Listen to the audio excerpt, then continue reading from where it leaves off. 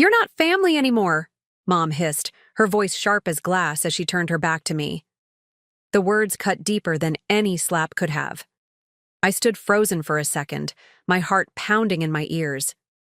Before we begin, drop a comment and tell us where are you from and from which city you're watching our videos. And after watching the whole video, don't forget to tell us, what would you do in this situation? Be honest. Tell me in the comments below. We read every comment. Let's begin. The living room was full. Relatives, cousins, neighbors who'd dropped by because my sister just announced her engagement. The clinking of glasses and murmurs stopped the second my mother's words hit the air. I swallowed hard, trying not to let them see the way my hands trembled. "So that's it?" I asked, my voice cracking but loud enough for everyone to hear. "After everything I've done, after the nights I stayed up helping Dad with the business, after all the years I carried this family when no one else would, you're just erasing me?" Mom didn't turn around. She just lifted her wine glass, dismissing me like I was dirt under her heel. "Pick up your things, Claire. Don't make a scene." That broke me, but it also lit something inside me. I felt every pair of eyes on. Me, some pitiful, some gleeful. My sister smirked like she had finally won the invisible war she'd been fighting with me since childhood. I bent down, picked up my worn leather bag from the floor, and slung it over my shoulder.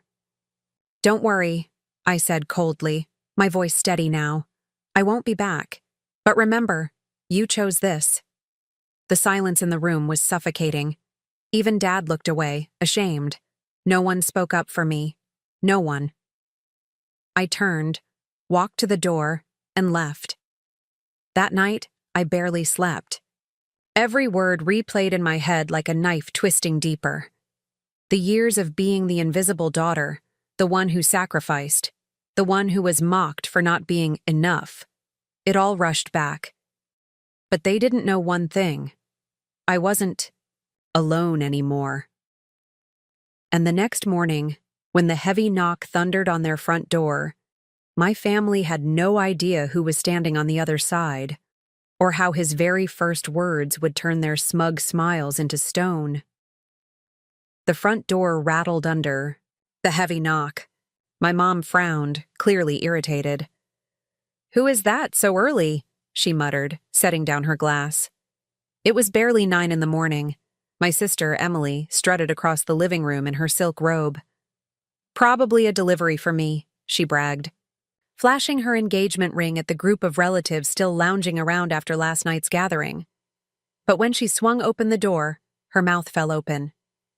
Standing there wasn't a delivery man. It was Ethan Matthews, my husband, tall, broad-shouldered. His dark tailored suit clung perfectly to his frame. His jawline was sharp, his expression unreadable, but his eyes were burning with a cold fire. The entire room fell silent. Good. "Morning?" Ethan said calmly, his voice cutting through the air like steel. "I'm here for my wife." Gasps rippled through the relatives. My mom stiffened. My dad's face went pale. Emily stammered, "Wife?" Ethan's gaze swept over the room, lingering on each face until every person lowered their eyes. Finally, his gaze settled on my mother. He stepped inside without asking permission, the sound of his polished shoes echoing off the hardwood floor. "You said Claire isn't family anymore," Ethan said, his tone deadly serious. "That was your mistake, because the second you turned your back on her, you turned your back on me." Mom's lips parted, but no words came. The power had shifted so fast she didn't know how to react. Ethan continued, his voice carrying the authority of a man used to commanding rooms full of executives and board members. "For years, Claire carried your burdens. She sacrificed her dreams, her peace, and her happiness just to earn scraps of your approval. And how do you repay her? By humiliating her in front of a room full of people?" Dad tried to interrupt, his voice shaky. "Now, wait just a second." "No, you wait," Ethan snapped, his voice sharper now. "You sat there while your wife cut your own daughter out of her family like she was trash. You let it happen. You've been letting it happen her entire life. And I'm here to tell you, it ends today. The room was frozen. Emily looked like she wanted to disappear. Even the nosy relatives leaned back in their seats, trying not to breathe too loudly.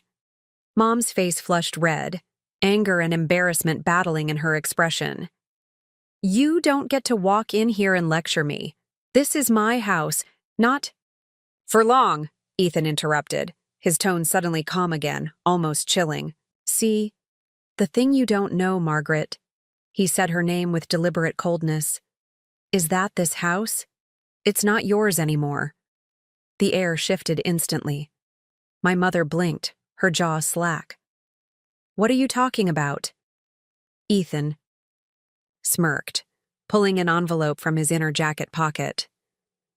This house has been in foreclosure for months. Claire and I bought it out. As of yesterday, we're the legal owners. The silence that followed was deafening. I stepped inside then, my legs shaking but my heart steady. Every face turned toward me. I locked eyes with my mother, the woman who had just erased me from her family hours before. You said I wasn't family anymore, I said softly, but my voice carried across the room. You're right, I'm not. I don't need to be. Because I have a family who actually loves me, and a husband who respects me enough to fight for me. Emily's eyes darted around, desperate for someone to defend her. Dad buried his face in his hands. Mom stumbled back, her glass slipping from her fingers and shattering on the floor. This is a trick. You're lying.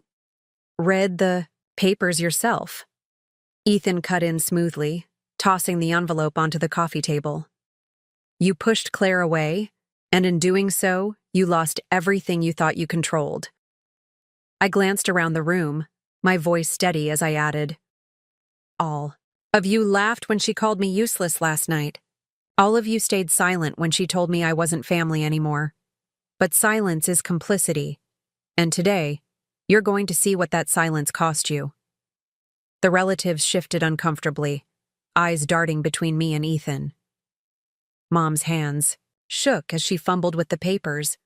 Her face drained of color as she scanned them, realizing every word was true. The Queen of Control had just lost her throne. And Ethan, standing beside me, made sure everyone in that room knew it. The papers trembled in my mother's hands as she read line after line, her lips moving silently, her face draining of color with every word. This isn't possible, she whispered, her voice breaking. How could you?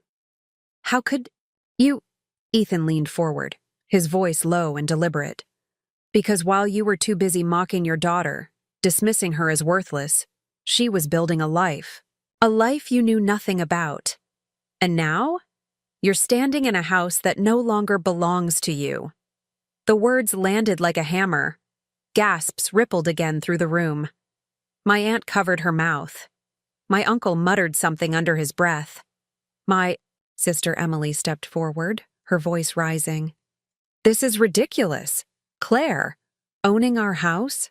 She can't even— She stopped mid-sentence, realizing she was exposing exactly how little she thought of me. I looked at her squarely, my voice sharp. Can't even what, Emily? Can't even succeed? Can't even live without being your family's punching bag? You always thought you were above me. But tell me, who's above who now? Her face flushed red, her fists clenching. Dad finally spoke up, his voice heavy. Claire, please, let's not do this in front of everyone. I snapped my gaze to him, anger bubbling. Oh, now you care about appearances? Last night when I begged you with my eyes to stop her from humiliating me, you looked away. You always look away. Maybe that's worse than anything Mom ever said. He dropped his head, shame etched into his features. For the first time, I saw regret flicker across his eyes. But regret didn't erase years of silence. Mom slammed the papers onto the coffee table, her voice shrill and cracking. So this is revenge, then? You think owning this house makes you better than us? Ethan's reply was calm, but every word dripped with authority. No, this isn't about revenge. This is about respect, something you never gave your daughter. All Claire wanted was love. You refused her that, so she built a life without you. And whether you like it or not, she's stronger than you ever imagined. I stepped closer to Mom, my hands no longer trembling. You told me I wasn't family anymore. Fine, I accept that. But hear me now. You're not in control of me anymore. Not my choices, not my future, not my happiness. Her eyes widened, tears brimming, but her pride kept her mouth sealed. Emily tried again, desperate, her voice high-pitched. You'll regret this, Claire. You think this makes you powerful? You're just... Ethan cut her off with a single glare that silenced the room. Enough! You've all had years to break her down. Those days are over. I felt the weight lift off me in that moment. The years of rejection, the sting of every cruel laugh, the hollow silence of never being defended. All of it was being crushed under the look on their faces now. For once, I wasn't the weak one. For once, they were the ones cornered. The relatives shifted uneasily, no longer on my parents' side. Some whispered, others avoided looking at me altogether. The same people who laughed at me last night were now pretending they hadn't. I straightened my shoulders and looked around the room. This isn't just about property. This is about me finally walking away with my dignity. You wanted me gone. Mom? Congratulations. You got what you wanted, but you didn't expect me to walk out stronger than you. The silence was brutal. My mom's face was a storm of anger and disbelief. Emily's jaw was clenched so tight I thought her teeth might break. Ethan placed a hand gently on my back, steady and grounding. We'll give you until the end of the week to move out, he said calmly. After that, you're trespassing. Mom gasped. Emily's hands flew to her mouth. Dad whispered something that sounded like a plea, but it didn't matter. Because for the first time in my life, I wasn't begging for a seat at their table. I was standing tall at my own, and judging by the way every pair of eyes in that room watched me, none of them would ever forget it.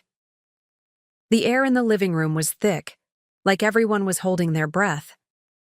My mother's knuckles were white, as she gripped the edge of the couch, glaring at me with eyes that had once only shown scorn. But now, fear.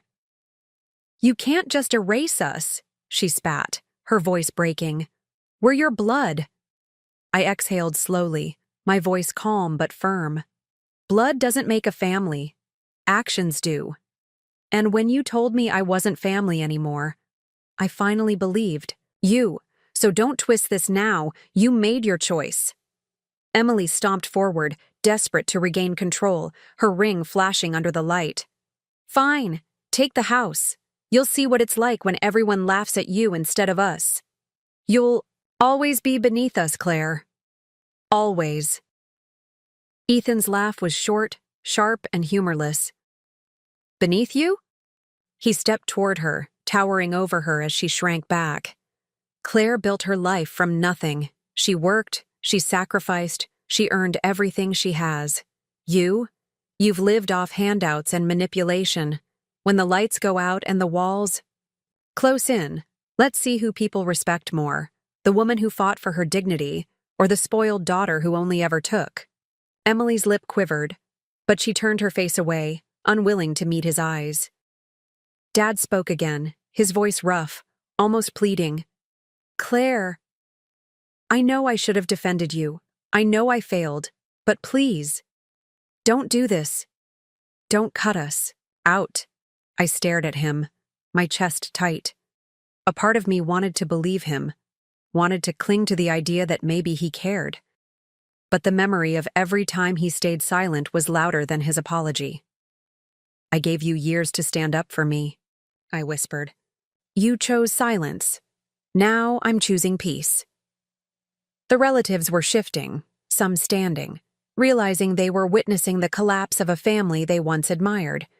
Their murmurs filled the room, sympathy from a few, shame from others. But none of it mattered anymore. Ethan slipped his arm around me, his presence steady as a rock. "We're done here," he said flatly. But I wasn't. Not yet. I turned back to my mother, meeting her eyes one last time. "You once told me I was a burden. Last night you told me I wasn't family.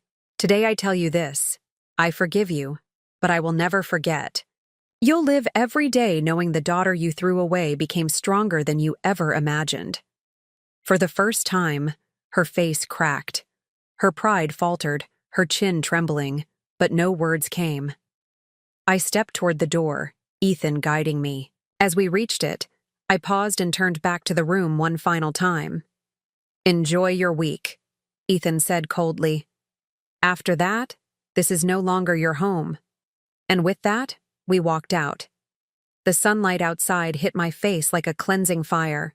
My chest felt lighter than it had in years. For so long, I had begged for a place in their world. Now, I had built my own. Ethan squeezed my hand as we reached the car. "You did it," he said softly. I smiled through the tears in my eyes. "No, we did it."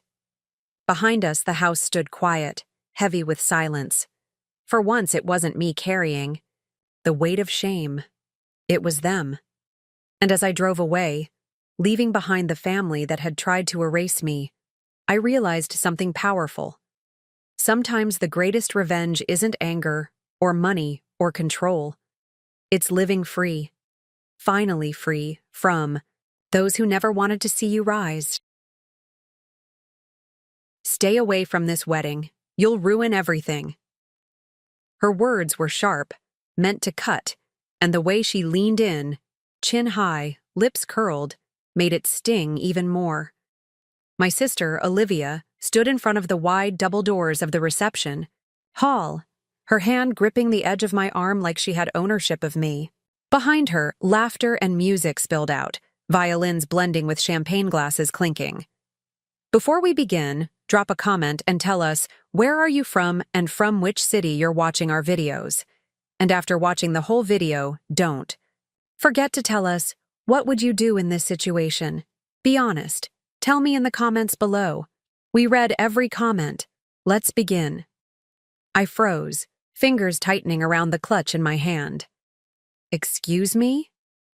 My voice was calm, too calm for how my chest throbbed. Olivia's smile widened, fake and cruel, the same one she wore whenever relatives came around. "Don't play dumb, Madison.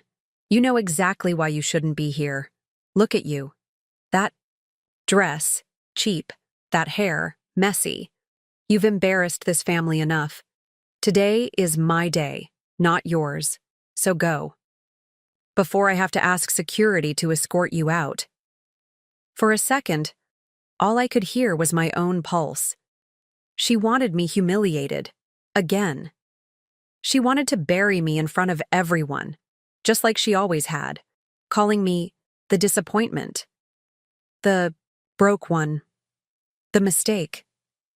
But instead of snapping, I smiled. Slowly. Coldly. I smoothed my dress with deliberate grace and whispered, "You should have picked different words, Olivia." Then, without raising my voice, I added, "Good luck pretending I was never here." I pivoted, heels clicking against marble, and walked straight out of the hall. Gasps followed me. Relatives exchanged looks, some smirking, some whispering. My mother glanced away, embarrassed, pretending she didn't even recognize me. My father chuckled under his breath like this was all a joke. The night air outside was sharp, cutting against my skin as I stepped into the courtyard. String lights flickered above me. The laughter inside muffled when the doors closed, leaving me in silence. My chest ached, but my pride stayed intact. 10 minutes later, the silence was shattered. "Where is Madison?" The voice boomed from inside the hall, deep, uncompromising. It was Grandpa. The music stopped. Conversations broke mid-sentence. The clatter of silverware halted. "Sir, she—" Olivia's voice tried to carry over the crowd, but he cut her. "Off like thunder splitting the sky. I asked where my granddaughter is. Bring her here. Now." Every head turned toward the doors. Inside, tension rippled. Olivia stammered something, her face pale. Mom tried to smile like everything was fine, but Grandpa's hand slammed the table. "I will not continue. Not another toast. Not another speech. Not another blessing. Until Madison returns." The guests shifted uncomfortably. The groom's family whispered. Someone stood, ready to go look for me, and then the doors opened again. I walked back inside, the sound of my heels echoing against the polished floor. My hands didn't shake. My eyes didn't lower. The entire room seemed to shrink around me, every pair of eyes locked on the girl who had just been told to leave and was now being summoned back like she was the most important person in the room. Olivia's face turned the color of ash. Grandpa rose to his feet, tall and commanding, his cane striking against the wooden floor. His piercing blue eyes locked onto me as if no one else mattered. "There you are," he said, his voice carrying across the hall. "Come here, Madison." For a moment, silence thickened, suffocating. My parents exchanged uneasy looks. Olivia fidgeted with her bouquet, her lips trembling. I stepped forward, each stride slow, deliberate, until I stood beside him. Grandpa took my hand in his, firm and protective. He faced the crowd. "This wedding does not move forward without her." Gasps. Whispers. Shock. I could feel Olivia's rage radiating across the room, but I didn't flinch. Not this time. A heavy silence settled over the hall, broken only by the clink of Grandpa's cane as he leaned forward. His voice carried with the weight of a man who had built empires and crushed silence in boardrooms. "This wedding does not move forward without Madison," he repeated, eyes sweeping across every face in the room. No one dared breathe. Olivia forced a laugh, though it cracked halfway out. "Grandpa, you don't have to make a scene. She was just leaving. It's better this way." Grandpa turned his head slowly, his gaze slicing through her composure. "Better for who, Olivia? For you?"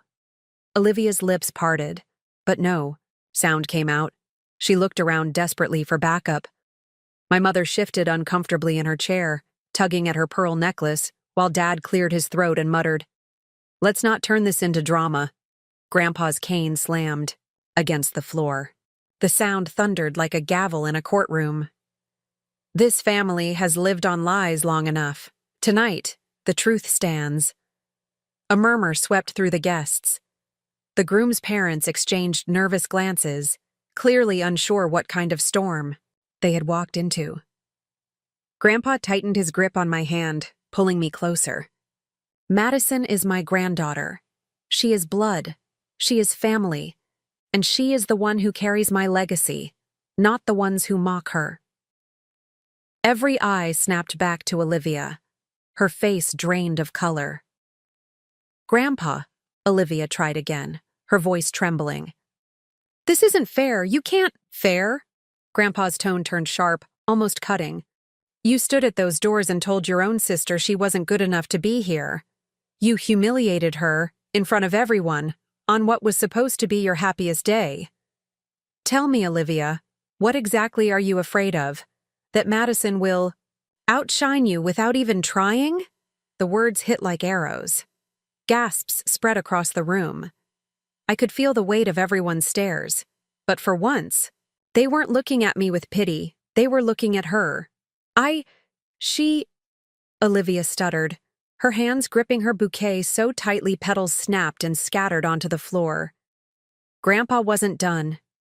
He turned to the crowd, his voice steady but fierce. "You all laugh at her, whisper behind her back, call her weak, broke, a mistake. But let me make something clear. Without Madison, none of this." He gestured at the chandelier-lit hall, the lavish tables, the very roof above us, would even exist. The hall erupted into a low roar of confusion. My heart hammered in my chest. Even I didn't know what he meant.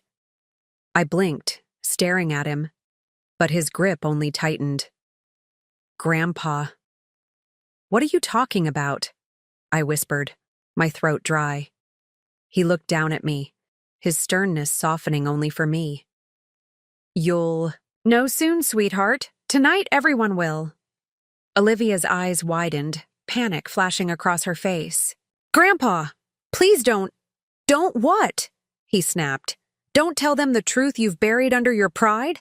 Don't expose what you and your parents tried to keep hidden?" Dad shot up from his chair, red in the face. "That's enough." His voice cracked with fury. "This is a wedding, not a courtroom. If you have something to say it in private." Grandpa didn't even glance at him. "Sit down, Robert. You've done enough damage as a father." The room went deathly still. My father's jaw clenched, but the weight of Grandpa's authority forced him back into his seat. I stood frozen, my breath catching. My sister's wedding dress sparkled under the lights, but her face was collapsing, makeup unable to cover the cracks of fear crawling up her expression. Grandpa raised his glass of untouched champagne and set it down with finality. "This marriage, this family, this night, nothing continues until Madison's place here is acknowledged. She is not an afterthought. She is not disposable. She is the one who deserves respect, more than anyone else in this room." The words echoed, bouncing off the crystal walls of the hall. I swallowed hard, my lips trembling as I finally found my voice. "Why, Grandpa? Why me?" His eyes softened, but only slightly. "Because, Madison, you've been the only one who hasn't asked for anything, and yet everything that matters belongs to you." The hall gasped again, louder this time. Olivia staggered back a step, her grip loosening on the bouquet until it hit the floor with a dull thud. Her mouth opened, but no sound escaped. I stood there, my world spinning as the whispers surged like a storm. Questions, disbelief, jealousy, shock. Grandpa leaned closer, his words low, meant only for me. "Let them wait. Tonight isn't Olivia's victory, it's yours." And with that, he sat back down, crossing his arms, refusing to speak again until the silence became unbearable. All eyes turned to me. And for the first time in my life, I wasn't the shadow in the corner. I was the center of the storm. The silence dragged, suffocating, until Olivia finally broke it. Her voice trembled, desperation bleeding through. "Grandpa, please. You can't embarrass me like this. Not today. Everyone's here for me. This is supposed to be the happiest day of my life." He tilted his head, eyes narrowing. "Happiest? Happiness built on lies isn't happiness, Olivia. It's poison. And it rots everything it touches." Gasps rippled across the room. The groom's mother shifted uncomfortably, whispering to her husband. The air was heavy, every guest leaning forward like the next words could set the entire hall on fire. My throat tightened, my palms clammy. I didn't know what Grandpa meant, but part of me was terrified to find out. Dad shot forward in his chair, jaw tight. "Dad, enough. You don't need to drag family business into a wedding. Let Olivia have her night. If Madison wants attention, she can—" "Attention?" Grandpa's cane slammed the ground again, his voice thunderous. "Madison never asked for attention. You and your wife treated her like she was invisible, like she was a burden you regretted. Yet she's the only one who ever visited me without asking for money. The only one who cared if I ate, if I took my medicine, if I was still breathing." The words pierced through me, my chest tightening. I blinked rapidly, fighting back the sting of tears. Mom's lips pressed into a thin line, her face cold. We didn't ignore her. We just knew she'd never amount to much. Not like Olivia. The guests gasped again. Even the groom's face hardened with disbelief, glancing at the woman he was about to marry. Grandpa stood, his chair scraping back with force. His tall frame towered, his hand still gripping my shoulder like a shield. Then let me make this clear to every single person in this room. His voice dropped, slow and deliberate, the kind of tone that made grown men shiver. The inheritance. The business, the estate, every single thing with my name on it, it belongs to Madison. The room exploded in shock. Cries of disbelief, glasses rattling, people whispering frantically. Olivia's face drained of all color, her hands trembling. So violently the bouquet slipped fully from her grasp. "No, no!" she screamed, her voice shrill. "That's not true. Tell them you're joking. Tell them you didn't mean it." Grandpa didn't flinch. "It's been signed for months. The documents are with my attorney. You were too busy chasing appearances." "Olivia," while Madison was the only one who remembered I was human. Olivia stumbled back, nearly tripping on her dress, her eyes darting wildly between her parents. "Mom? Dad? Do something!" But for once they were silent. Dad's face was stone humiliated. Mom's nails dug into her own palms, but she couldn't form words. I stood frozen, my heart pounding against my ribs. "Grandpa, I don't understand." He looked down at me, softer now, though his voice still carried. "You don't need to understand tonight, sweetheart. Just know this. Your worth was never theirs to define. Not their insults, not their rejection. You are mine. And that means everything they tried to take from you, it comes back tenfold." Tears blurred my vision. For the first time in years, I didn't feel small. The crowd watched in stunned silence. Some guests whispered apologies under their breath, realizing how they'd treated me. Others sat rigid, unsure what to do. But Olivia's breathing turned ragged, her shoulders heaving as she tried to hold her composure. Finally, she hissed through clenched teeth, "You've ruined me. On my wedding day, you've ruined everything." And I, for the first time, raised my head high. "No, Olivia, you ruined yourself." The hall erupted, not with music, not with laughter, but with the sound of truth finally cutting through the lies. Olivia's words echoed like broken glass across the hall. "You've ruined me." She stood trembling, mascara streaking down her cheeks, her white gown looking more like a costume than a crown. Her groom stared at her with wide eyes, the weight of what he'd just heard pressing down like a boulder. "Olivia," he whispered, his voice heavy with doubt. "Is it true? You knew?" Her chest heaved. No, I didn't. He's lying. Grandpa's just trying to humiliate me." But her voice cracked, betraying her.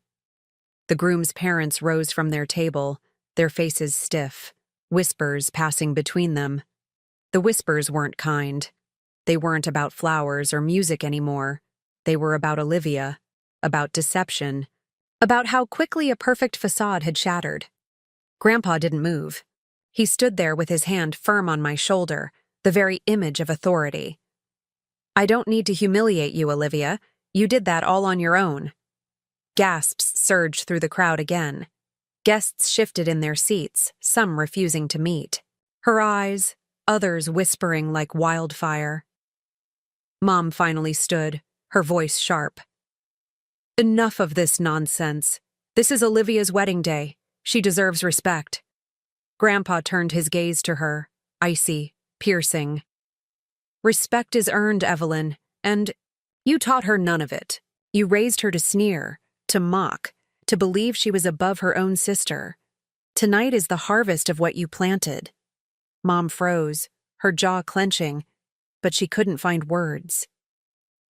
Olivia stumbled forward, her bouquet crushed in her trembling hand.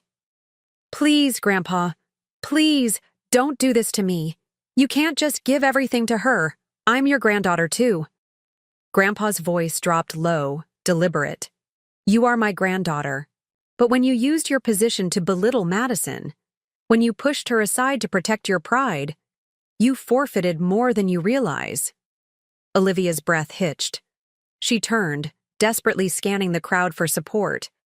But all she found were cold stares and whispers that grew louder by the second. The groom finally stepped back from her, his face pale. "I don't know if I can marry someone who hides things like this. If you could treat your own sister this way, what else have you been hiding from me?" Her scream tore through the air. "No, don't say that. You love me." But his silence was an answer. I felt my throat tighten, every nerve buzzing. For years I'd been the shadow, the outcast, the forgotten one. And now, right here, in front of everyone, truth had finally dragged Olivia's glittering mask off her face. I swallowed. Hard, my voice trembling but firm. "Olivia, you told me I'd ruin everything by being here. But the truth? You didn't need me to ruin it. You did that yourself, by underestimating me." The hall erupted again. Some gasps, some claps, some stunned silence. Grandpa raised his glass one final time. This night isn't about who shines the brightest dress or smiles for the loudest applause. It's about truth. And the truth is this: Madison has more grace, more strength, and more heart than any of you ever gave her credit for. He placed the glass down and added firmly, "If you cannot honor her, then you don't honor me." The line landed like thunder. Olivia sank into her chair, her sobs breaking through the musicless air. Mom turned her face away, humiliated. Dad stared at the floor, silent for once in his life. And me? For the first time ever, I didn't feel invisible. I felt powerful. I stood taller, my shoulders back, my chin high. No apology, no shame. Just the weight of every scar, every insult, every rejection, turning into steel inside me. I looked at Olivia one last time, my voice quiet but sharp as glass. "You wanted me gone, but tonight, I was the one thing you couldn't erase." The violinist, uncertain but obedient, began to play again. Conversations restarted in hushed tones. The wedding continued, but nothing was the same. And as I stood there with Grandpa at my side, I finally understood. This wasn't just Olivia's wedding. It was my rebirth.